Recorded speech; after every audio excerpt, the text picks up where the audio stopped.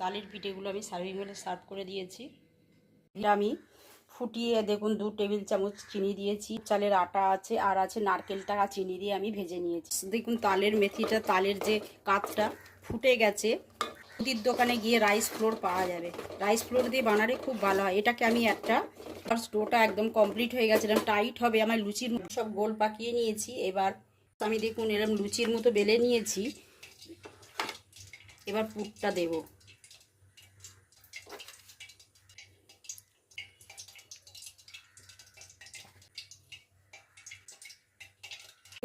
দেখুন আমি ধারগুলো এইভাবে মুড়ে নিয়েছি। কড়াইয়ে আমি দিয়ে দিয়েছি ভেজিটেবিল অয়েল। এবার আস্তে ফ্রাই করে নেব। ভিউয়ার্স দেখুন কত ফুলে উঠেছে, লালও হয়ে গেছে। এবার আস্তে আস্তে আমি তুলে নেব। দেখুন